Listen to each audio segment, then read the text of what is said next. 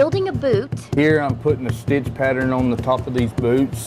is truly a talent. It's an art, and it's a lost art. A talent Brad Glenn was gifted with. It's so awesome when they come in and they say that's the best fitting pair of boots they've ever had. He spends every day in his shop under the supervision of his buddy Roscoe, custom designing each pattern and each stitch.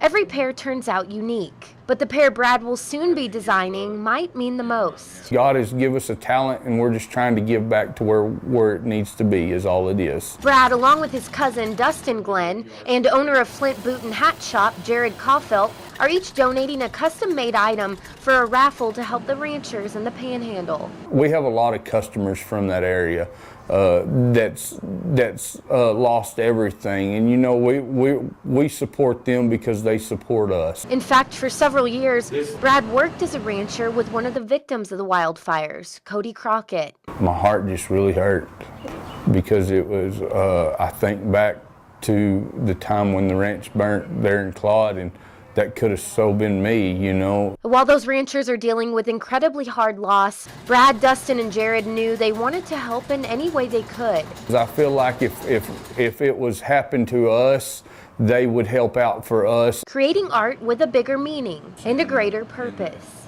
It's so awesome to be able to know that I can give in a time in need like this. Presley Fowler, KCBD News Channel 11. From far away, you might wonder what this is outside of the First Baptist Church in Smyer. Take a step closer and you'll see these three little words with a bigger meaning. Smyer Blessing Box. A ministry idea Ashley Sade saw online and decided to make it a reality. I had posted on Facebook to see if there was any interest here locally in doing it.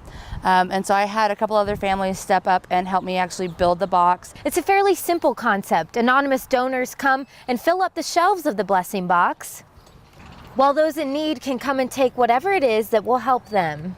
We keep food, canned food, we keep toiletries, we keep baby food, anything like that in an emergency that if you need, we have here in the box. Ashley says it fills a void some might not think about, as Smyer doesn't have any grocery stores. There's not anywhere to go. You can go to Lubbock or you can go to Levelland, but if you don't have a vehicle and you need something, we wanted to make sure that people had what they needed. But she says the main goal is to make sure children in Smyer can eat throughout the upcoming summer months. And I would hate to know that there are children in our area that are hungry and that will not have, 3 meals a day all summer long. Fellow church member and longtime Smyer resident Sue Bell Probst says she thinks many people in the community will benefit from this. Take what you need, bring what you can, and let it be a blessing to you both directions, because, all of us have a need at times, and sometimes it's a physical need for some food, and sometimes it's just a need to help someone. And as the Smyer Blessing Box continues to stay full, Ashley says she's grateful for everyone who's pitching in for the good of others. It's really a great thing, and I'm excited that the community has come together and is working on this project. Presley Fowler, KCBD News Channel 11. A love for Lubbock and a love for the outdoors. That's why Velvet and Brent Hodges wanted to bring something unique to the community. They say a trip to the hill country 2 years ago sparked their imagination. We, got this idea from being down in Austin and paddleboarding down there. And on the way home, Velvet just kept talking about it. We were just sitting there out on Town Lake with our feet dangling in the water and just decided, Lubbock needs this.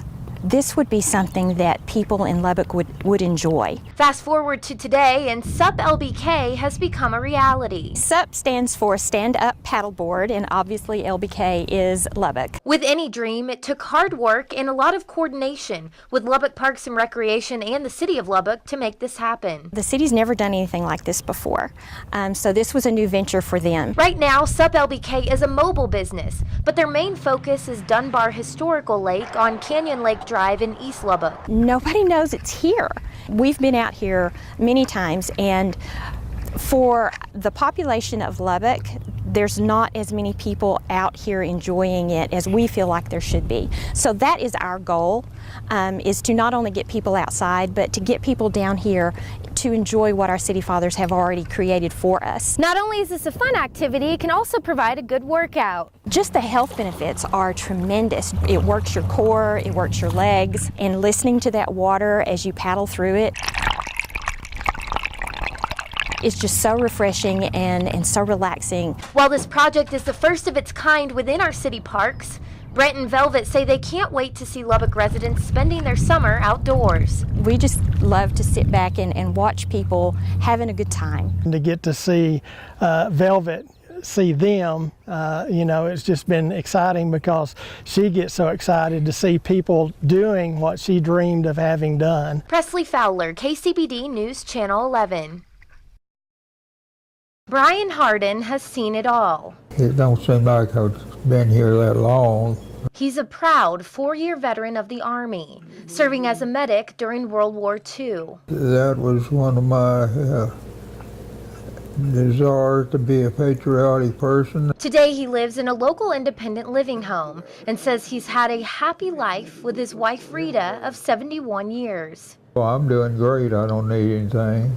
They have a loving family. All of our children, grandchildren, great-grandchildren, and one great-great-grandson. And many reasons to celebrate as Brian approaches a major milestone this Sunday. What's coming up? My 100th birthday. In good health and good company, Brian will turn 100 years old on February 5th. It's really kind of unbelievable in one sense of the word, but his parents were in their early 90s when both of those people passed away, and he had aunts and uncles that were in their 90s when they passed away. So longevity in his family we knew was there, but really didn't ever think about him celebrating a 100th birthday, but we're excited for him. His family has a goal for Brian's big day, to get 100 cards and letters wishing him a happy birthday and thanking him for his service.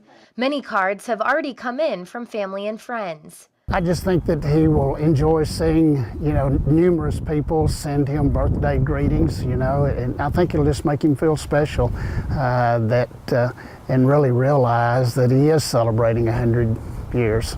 But before he receives that special gift, Brian has some advice for anyone hoping to hit the century mark. I think a good attitude is the key to your well-being. I've always tried to look positive, always. Get yourself out of the rut and get on the positive side. Presley Fowler, KCBD News Channel 11. They say the sky is the limit. To say it's a blast is an understatement of the century. But for a pilot, the sky is their world. It's the most amazing experience. Co-pilots Felicia Nelson and Luann Stenger say even after many years, they get a thrill every time they fly. I have always wanted to fly. I used to have dreams of flying when I was little. And there's nothing quite like a bonding experience thousands of feet in the air when you're racing against the clock. That's the goal as they participate in the 2017 Air Race Classic, which started Tuesday morning. We've already traveled, I think, 2,300 miles in 2 days, and then as a total, we'll travel 2,700. The all-women crews make 8 stops as they began in Frederick, Maryland, traveling across the country. And for the very first time, Plainview is on the route. For Plainview to be the only stop in Texas out of a 14-state, cross-country, 2,648 miles, we just are really excited to have this event in Plainview. A little over 100 women pilots are participating in this race, making a name for females in this sport. It's a boys' world. Absolutely. And I can't abide that. Girls have to get in there. It's a real honor to me, and it's especially an honor to have the opportunity to, first of all, just be able to fly airplanes, which wasn't done 50 years ago by women, and then secondly, to be able to see the country in a short period of time and visit wonderful people throughout the United States. And for the staff and volunteers out at the Plainview-Hale County Airport, it's a thrill to be more than a mark on the race map, but also a friendly face to greet these female pilots, changing the history of flying. You know, it's just really neat to have this many women pilots that are this excited and willing to participate in such a fantastic event. Presley Fowler, KCBD News Channel 11.